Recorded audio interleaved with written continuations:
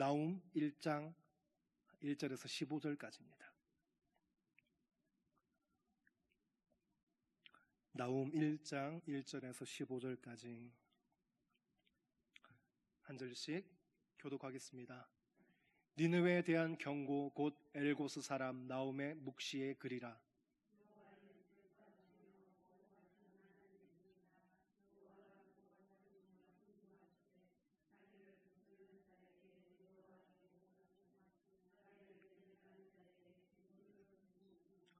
여호와는 노하기를 더디하시며 권능이 크시며 벌받을 자를 결코 내버려 두지 아니하시느니라.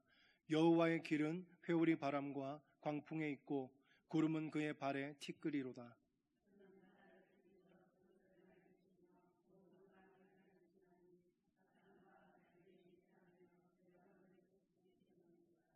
그로 말미암아 산들이 진동하며 작은 산들이 녹고 그 앞에서는 땅 곧 세계와 그 가운데 있는 모든 것들이 솟아오르는도다. 그의 분노 앞에 서며 누가 능히 그의 진노를 감당하며 그의 진노가 불처럼 쏟아지 그로 말미암아 발들이 깨지는도다. 여호와는 선하시며 환난 날에 산성이시라. 그는 자기에게 피하는 자들을 아시느니라.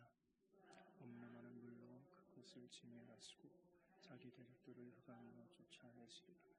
너희는 여호와께 대하여 무엇을 꾀하느냐? 그가 온전히 멸하시리니 재난이 다시 일어나지 아니하리라.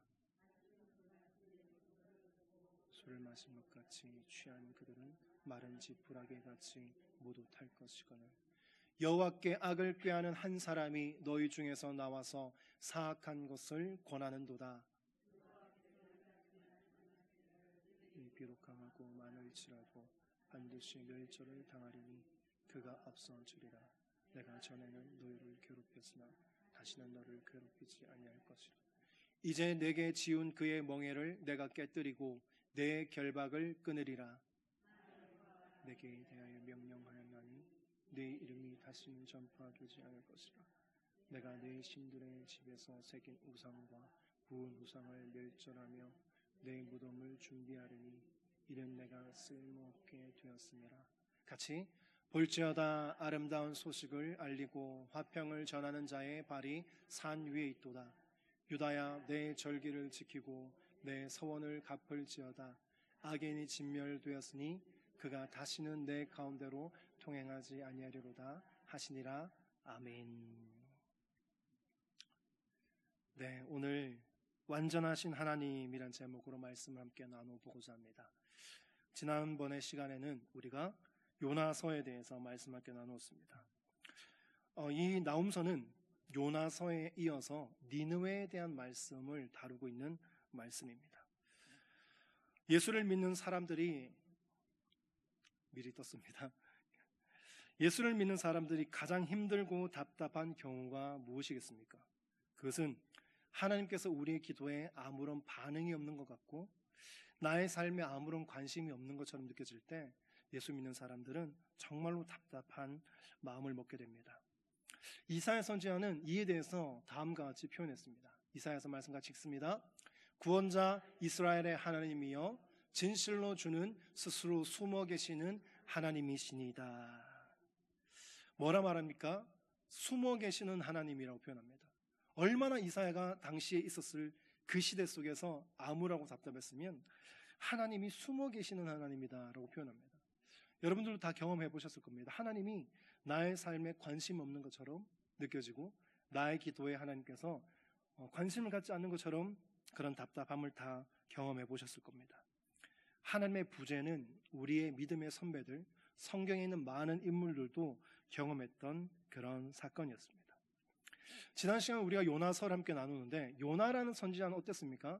우리가 흔히 생각할 수 있는 선지자들의 그런 이미지는 전혀 아니었습니다. 하나님께 대하여 불만을 표출하고 자신의 답답함을 막 하나님께 막 토로하잖아요. 어떻게 하나님 앞에서 그런 태도를 취할 수 있을까라는 생각을 할 수도 있겠지만 사실 우리가 요나의 상황 속에 있었으면 요나보다 더하면 되겠지 덜하진 않았을 것 같습니다. 요나가 하나님 앞에 그토록 자신의 불편함, 불만들을 표출했던 이유는 요나가 하나님을 잘 알았기 때문입니다. 말씀을 한번 같이 읽어볼 텐데, 요나서 4장 2절 말씀 같이 읽습니다.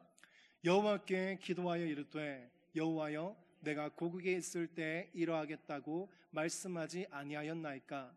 그러므로 내가 빨리 다시스로 도망하였사오니 주께서는 은혜로우시며 자비로우시며 노하 더디하시며 인애가 크시사 뜻을 돌이켜 재앙을 내리지 아니하시는 하나님이신 줄을 내가 알았음이니이다. 요나가 알고 있었던 하나님은 어떤 하나님입니까? 은혜로우시고 자비로우시며 노하기를 더디하시며 인애가 크신 하나님을 요나는 알고 있었던 겁니다. 우리가 지난주에 아수르에 대해서, 지난주가 아니고 지지난주죠, 아수르가 어떤 민족이었는지 우리가 함께 말씀 나누었습니다. 그들은 고대 근동사회에서 정말로 잔인하다고 알려졌던 민족이었습니다. 그렇기 때문에 요나가 볼 때 이 아수르라는 이 민족, 이 니느웨라는 도시는 죽어 마땅했던 겁니다. 그런데 그가 알고 있었던 하나님은 어떻습니까? 인자가 크시고 자비로우셔서 이 니느웨도 용서하실 것 같은 거예요. 그래서 요나 마음속에는 왜 하나님은 공의를 행하지 않고 왜 사랑만 행하십니까? 이것이 바로 요나의 불만이었던 것입니다. 하나님을 우리의 생각과 우리의 경험의 한계 속에서 가두어서 생각하는 것이 교만입니다. 우리의 경험과 우리의 시선으로 하나님을 볼 때 때로는 하나님이 일하지 않는 것처럼 느껴집니다. 그리고 하나님은 공의를 행하지 않는 것처럼 느껴질 수도 있습니다. 마치 요나처럼. 그런데 우리는 반드시 기억해야 할 것이 있습니다. 하나님은 우리 눈에 보이지 않는 것 같고 일하지 않는 것 같다 할지라도 하나님은 여전히 신실하게 일하고 계신다는 것입니다. 그것을 보여주는 말씀이 바로 나훔서입니다. 요나가 전한 심판의 메시지를 듣고 니느웨가 어떡합니까? 베옷을 입고 왕부터 짐승까지 금식을 합니다. 회개를 했죠. 그런데 그들은 약 130년 후에 다시 그들의 악한 습성을 버리지 못하고 다시금 완악해졌고, 정말 중요했던 것, 아수르가 바로 북이스라엘을 멸망시키게 됩니다. 물론 이스라엘의 죄로 말미암아 이스라엘에 멸망당한 것도 있습니다. 그런데 하나님은 하나님의 백성을 괴롭히는 악한 자들을 결코 모른 척하지 않으십니다. 북이스라엘은 죄로 말미암아 멸망당했지만 하나님은 북이스라엘을 여전히 사랑했던 것입니다. 그런데 우리는 그렇게 생각할 수 있습니다. 어차피 멸망할 니느웨에 왜 하나님이 굳이 안 가려고 했던 요나를 보내셨을까? 우리는 생각해 볼 수 있겠지만 하나님은 이 니느웨에도 동일한 회개 은혜를 주고 싶었던 겁니다. 그들에게도 복음을 전할 수 있는, 복음을 들을 수 있는 기회를 주고 싶었던 것입니다. 네. 지난번에 우리가 봤던 그림인데 아수르, 니느웨 백성들을 말하고 있는 거죠. 꼬챙이 같은 거에 사람을 걸어놓기도 하고 성을 공격하는 이 아수르의 호전적인 모습들을 벽화로 그린 것입니다. 하나님은 이 악한 이 니느웨도 구원하기를 원하셨던 겁니다. 에스겔서 말씀 같이 읽어볼 텐데요. 같이 읽습니다. 그 사람이 그 땅에 칼이 임함을 보고 나팔을 불어 백성에게 경고하되 그들이 나팔 소리를 듣고도 정신 차리지 아니하므로 그 임하는 칼의 제거함을 당하면 그 피가 자기의 머리로 돌아갈 것이라. 뭐라고 말합니까? 우리 잘 아는 말씀이잖아요. 그들이 회개하고 말고는 그들에게 달려있는 겁니다. 그래서 우리가 해야 되는 것은 무엇이죠? 전하는 거죠. 그래서 하나님은 이 니느웨, 악한 니느웨에게도 복음이 들어가야 됐던 겁니다. 그들에게도 회개할 기회를 주어야만 했던 겁니다. 그래서 그렇게 가기 싫어했던 요나를 그곳에 보내셨던 것입니다. 하나님께서 나훔을 통해서 니느웨를 경고하시고 결국 50년 후에 니느웨는 멸망하게 됩니다. 100년이 넘는 시간 동안 고대 근동에서 주름 잡았던 이 아수르가 하나님의 심판의 막대기를 들게 되시니까 그들이 찍소리도 못하고 멸망하는 것을 보게 됩니다.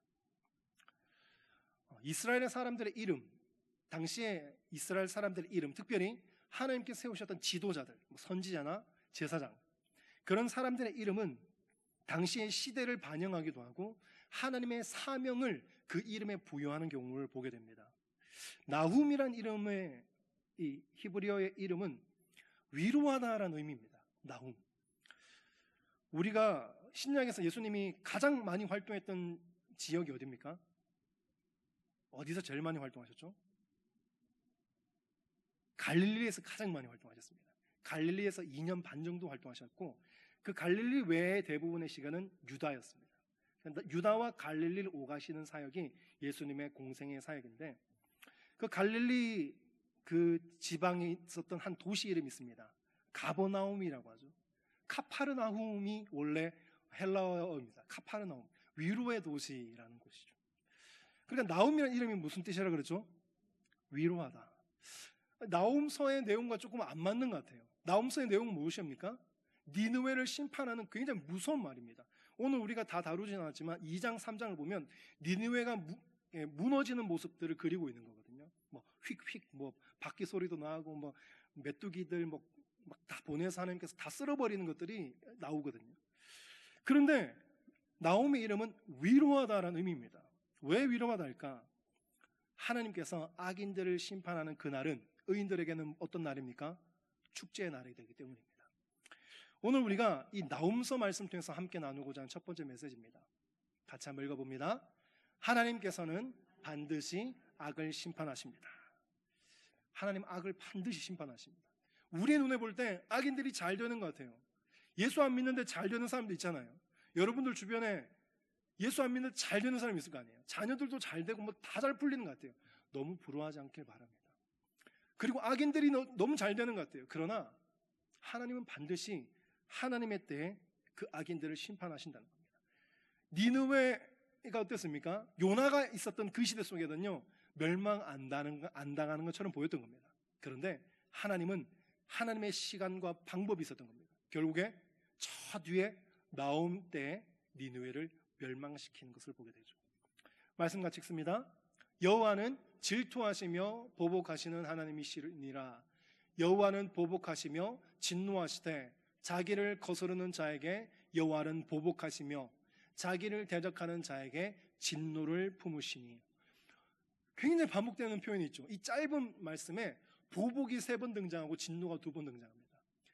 뭐 우리말도 사실 강조하기 위해서 여러 번 반복하는 것들을 하는데 특별히 히브리어는 3번 반복하면요 반드시 이루어질 일에 대한 것들입니다. 그리고 이 재앙이 굉장히 심한 경우 하나님은 이렇게 거듭 표현을 하는 것을 보게 됩니다. 그러니까 하나님께서 니느웨를 어떻게 하신다 말씀하십니까?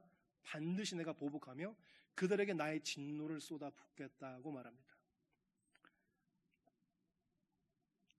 그런데 중요한 것은 하나님의 이 진노를 우리가 전해 듣게 되면 우리 가운데도 두려워할 수 있습니다. 하나님이 이렇게 두려우신 분이면 우리는 항상 하나님 앞에 벌벌 떨면서 살아야 될까?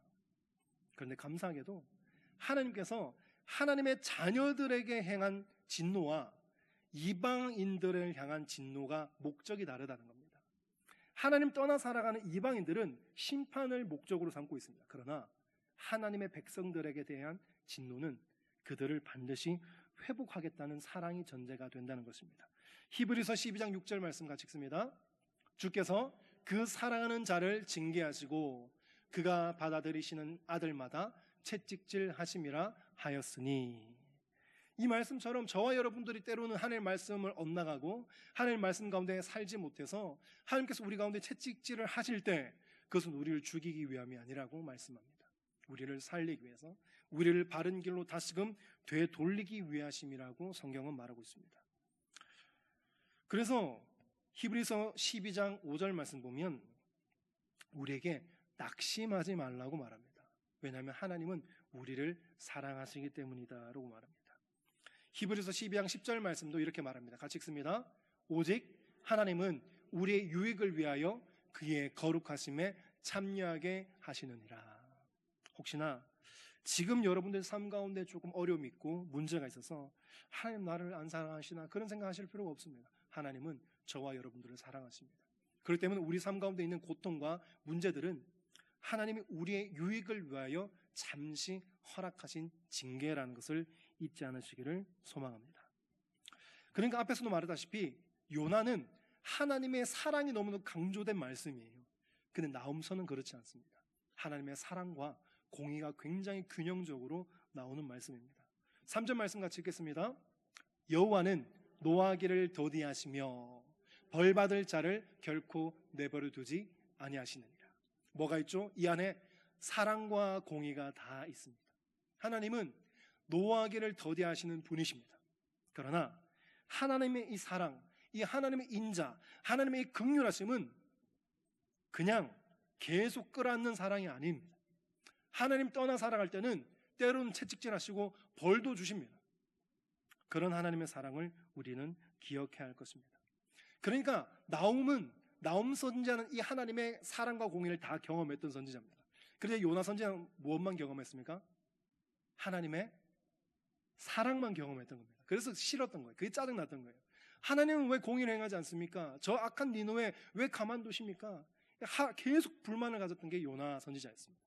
근데 하나님은 나움 선지서를 통해서 나는 사랑만이 아니라 공의로운 하나님이다라고 우리에게 말씀하는 겁니다. 흔히 우리 그런 말 쓰죠. 장님 뭐 만진다 그럽니까? 장님 뭐 만집니까? 이상한 속담 생각하시는 거 아니죠?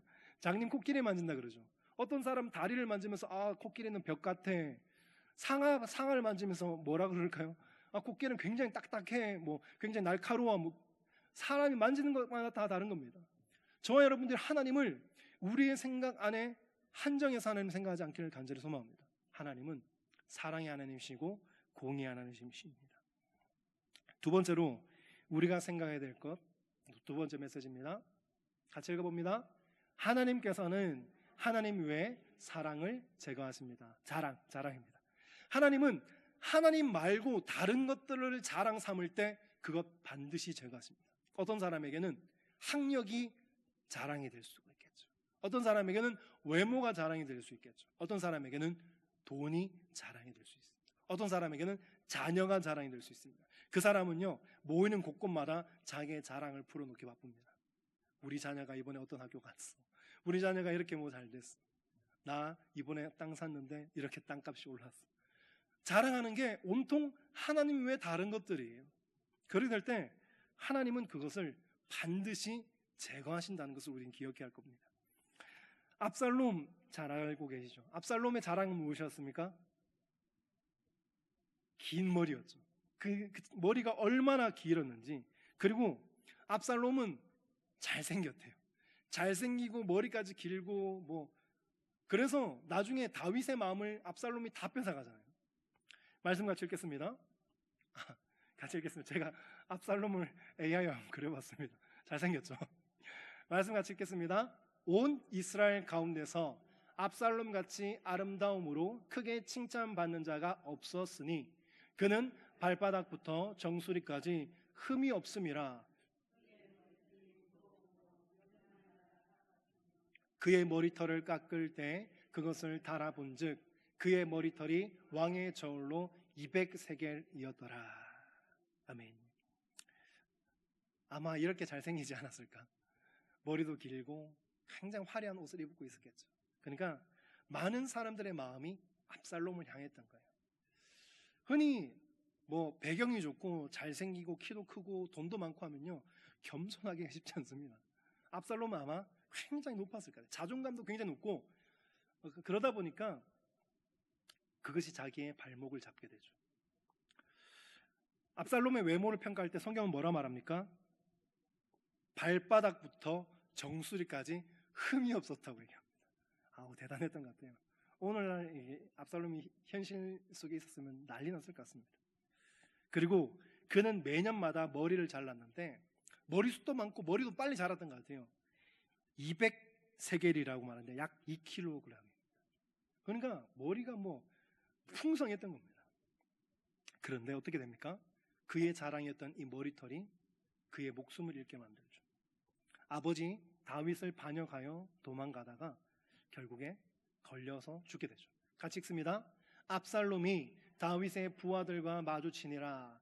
압살롬이 노새를 탔는데 그 노새가 큰 상수리 나무 번성한 가지 아래로 지날 때 압살롬의 머리가 그 상수리 나무에 걸림에 그가 공중과 그 땅 사이에 달리고 그가 탔던 노새는 그 아래로 빠져나간지라. 그래서 압살롬이 머리가 길었는데 머리가 나무에 걸려버리죠. 그래서 대롱대롱 거릴 때 어떻게 합니까? 요압 장군이 창으로 죽이게 되죠. 그리고 옆에 있던 다른 장수들도 압살롬을 잔인하게 죽이게 되죠. 결국 그에게 있었던 자랑이 그의 목숨을 빼앗게 되는 것이 됩니다. 그런데 이 니느웨에도 압살롬의 머리털과 같았던 것이 있었습니다. 그들에게 하나님과 상관없는 자랑거리가 있었는데 4절 말씀 같이 읽습니다. 그는 바다를 꾸짖어 그것을 말리시며 모든 강을 말리시니 바산과 갈멜이 쇠하며 레바논의 꽃이 시드는도다. 바다와 강을 다 말리겠다고 말씀하시는 이 말씀 볼 때 우리는 출애굽을 기억합니다. 홍해 그 물을 마르시게 했던 그 하나님의 전능하심, 그 전지하심을 우리가 떠올릴 수 있습니다. 그리고 바다와 모든 강을 말린다고 얘기하는 건 또 다른 의미가 있는데, 당시 고대 문명뿐만 아니라 항상 문명이 들어서는 데는 뭐가 있어야 됩니까? 중요한 게 있어야 되죠. 뭐가 있어야 되죠?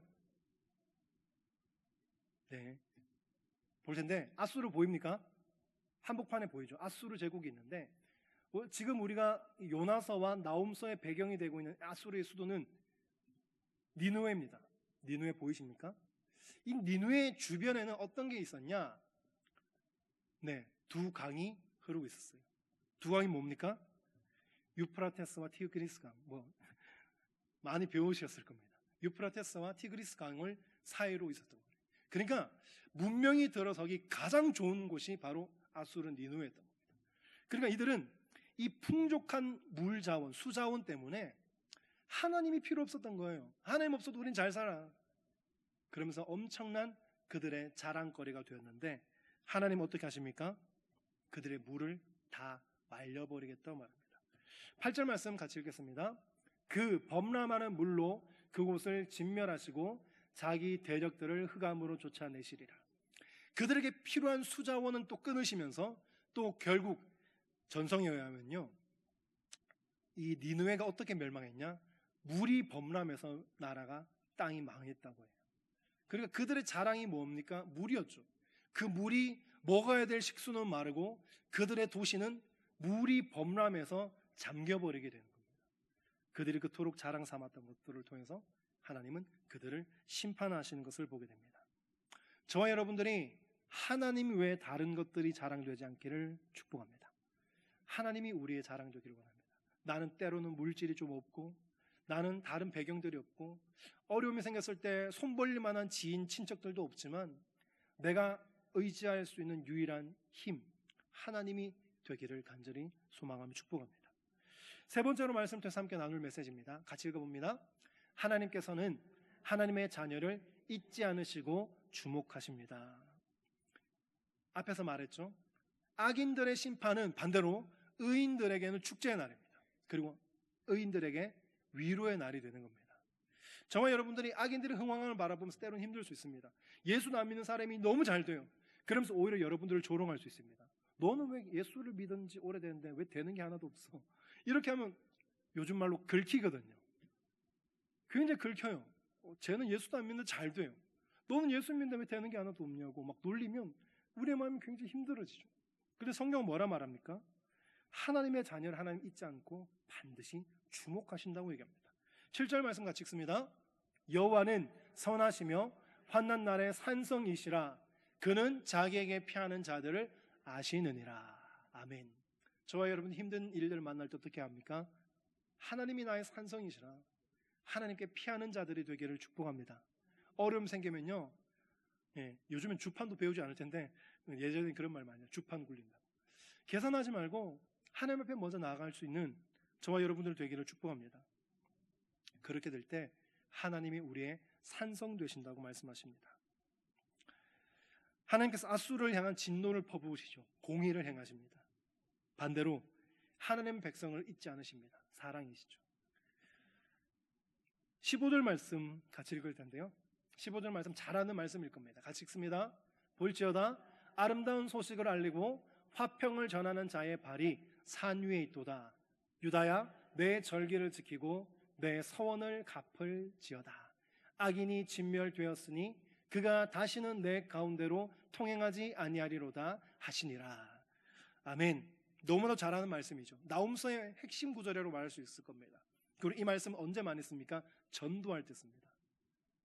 복음을 전하는 자들의 발이 아름답다. 그러니까 많이 전도하세요 라고 할 때 이 말씀을 참 많이 사용합니다.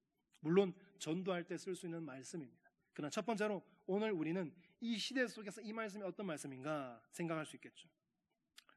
하나님께서 이 말씀을 주실 때 이스라엘은 어떻게 됐습니까? 아수르에 의해서 이미 짓밟혔습니다. 멸망당했죠. 북이스라엘은. 남은 지파가 어디입니까? 남은 나라가 어디입니까? 남유다 남았습니다. 하나님께서 이 말씀을 주시면서 무엇을 말합니까? 너에게 샬롬이 있기를 원한다고 얘기하는 겁니다. 북이스라엘은 비록 죄로 말미암아 저 아수르에서 짓밟혔지만 너희는 화평하기를 원한다. 하나님께서 말씀하십니다. 그러면서 이어서 뭐라 말합니까? 유다야, 내 절기를 지키고 내 서원을 갚을지어다. 어떤 말씀일까요? 너희만큼은 다시금 말씀 가운데로 와서 예배드리며 잃어버렸던 절기를 다시금 회복했으면 좋겠다. 그래서 너희 가운데는 저 북이스라엘과 같은 심판이 아니라 너희 가운데는 샬롬이 이루어지길 원한다. 바로 이 말씀이 이 나홈서 1장 15절의 말씀입니다. 우리의 삶 가운데 조금 더 접근해서 살펴보자면 우리가 복음을 전할 때 어떤 일이 이루어집니까? 영적인 아수르에 의해서 짓밟히고 있는 세상 가운데 있는 자들에게 우리가 그들에게 복음을 선포하면 그들이 예수로 말미암아 자유함을 누리게 되는 거죠. 그들 가운데 어둠 가운데 매여 있던 자들이 우리가 복음을 전할 때 그들이 화평을 경험하게 되는 겁니다. 저와 여러분들이 화평을 전할 수 있는 복된 입술과 발걸음이 되기를 축복합니다. 안타깝게도 북이스라엘은 끝까지 하나님께 돌아오지 못했죠. 그래서 북이스라엘은 멸망당하게 되었습니다. 하나님 오늘도 우리에게 말씀하시는 겁니다. 계속해서 너희는 이 북이스라엘처럼 멸망당하지 않았으면 좋겠다고 말씀하십니다. 말씀을 정리합니다. 때로는 우리 눈에 하나님의 일하시는 것이 보이지 않게 느껴집니다. 때로는 하나님이 내가 원하는 대로 움직이지 않아서 불평불만을 늘어놓을 수도 있습니다. 마치 요나 선지자처럼. 그런데 하나님은 나홈서를 통해서 우리에게 말씀하십니다. 나는 너희가 생각하는 것보다 더 큰 그림을 그리고 있다. 내가 니느웨를 그들에게 사랑만 행하는 것처럼 너희는 생각했을지도 모르겠지만 나는 공의의 하나님이다. 나홈서를 통해서 말씀하는 것입니다. 우리가 느끼지 못하는 영역까지 하나님은 오늘도 일하고 계십니다. 그리고 의인의 부르짖음과 울부짖음을 하나님은 듣고 계십니다. 저와 여러분들이 어려운 일들을 만나고 지금 혹시나 광야 같은 길을 걸어가고 있다면 하나님께 나아갈 수 있는 복된 성도님 되시기를 원합니다. 하나님을 나의 산성으로 삼고 나아갈 때 하나님은 우리를 위로하시고 우리에게 새 힘을 공급하여 주실 것입니다. 오늘 말씀 생각하면서 이 찬양 부르면서 주 앞에 나아갔으면 좋겠습니다. 완전하신 나의 주라는 찬양인데요, 의의 길로 인도하신다고 말씀합니다. 지금 우리의 눈에 볼 때 하나님 일하시지 않는 것 같아 보일지라도 하나님은 가장 선하게 일하시는 분이십니다. 오늘 그 하나님을 찬양하는 저와 여러분들 되기를 축복합니다. 찬양하면서 주 앞에 나가겠습니다.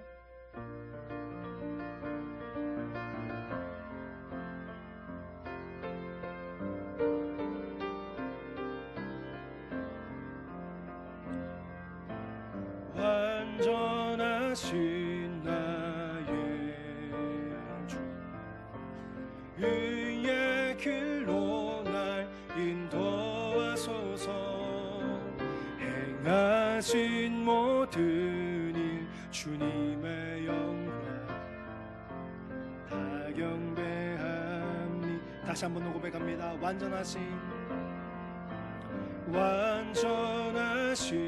나의 주, 의의 길로 날 인도하소서. 행하신 모든 일 주님의 영광 다 경배합니. 예배합니다.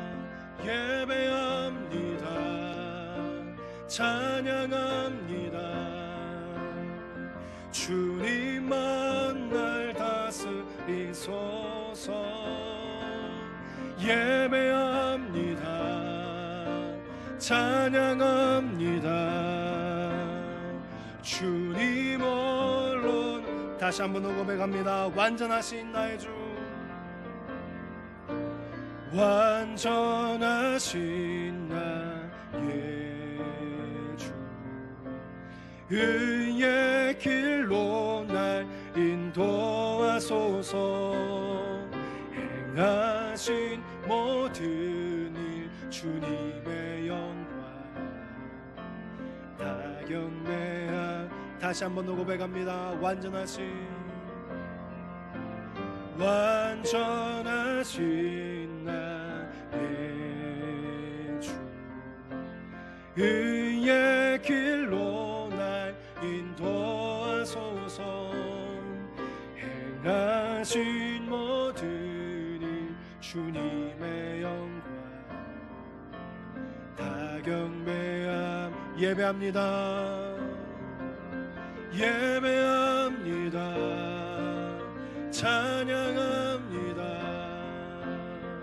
주님만 날 다스리소서. 예배합니다. 찬양합니다. 주님 홀로. 예배합니다. 찬양합니다. 예배합니다. 찬양합니다. 주님만 날 다스리소서. 예배합니다. 찬양합니다. 주님 홀로 높이 받으소서. 이 시간 오늘 예배 이 말씀을 생각하면서 함께 기도했으면 좋겠습니다. 하나님은 완전하신 분이십니다.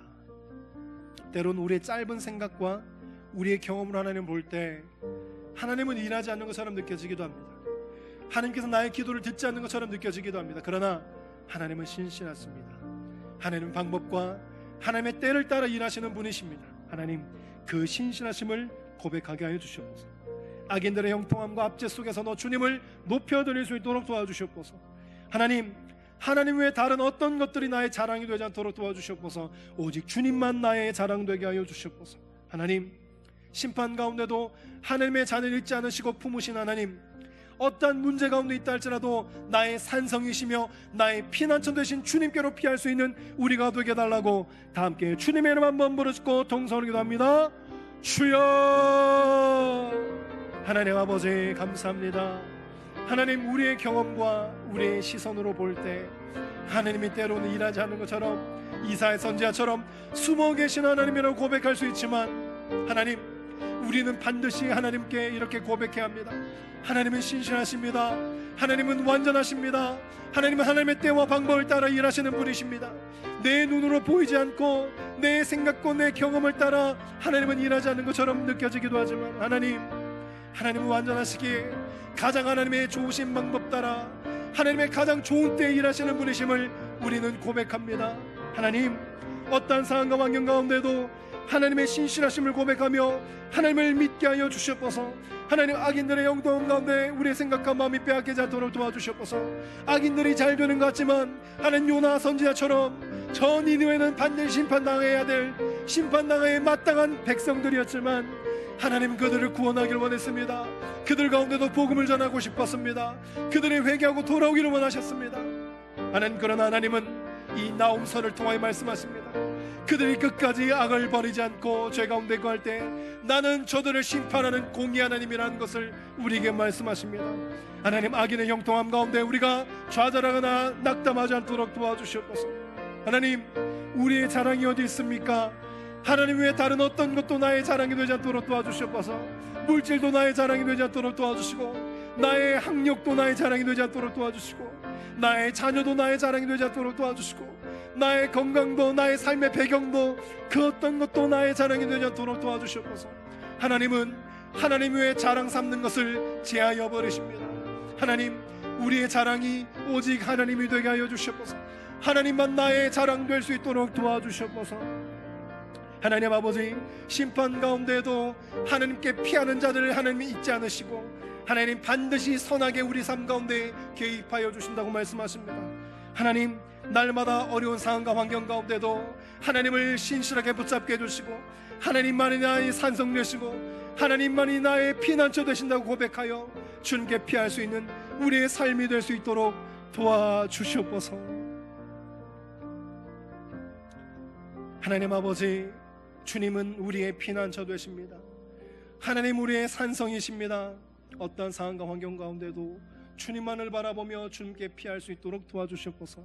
하나님, 때로는 우리의 눈으로 우리의 경험으로 하나님이 일하지 않는 것처럼 이사야 선지자처럼 숨어 계신 하나님처럼 고백할 수 있지만, 하나님은 하나님의 때와 방법을 따라 반드시 선하게 일하시는 분이심을 고백하게 하여 주시옵소서. 하나님, 지금 어려운 상황과 환경 가운데 있는 자들이 있다면 하나님이 산성되시며 하나님이 진정한 피난처 되셔서 하나님께로 피할 수 있는 복된 성도 될 수 있도록 도와주시옵소서. 감사드리며 예수님의 이름으로 기도드립니다. 아멘.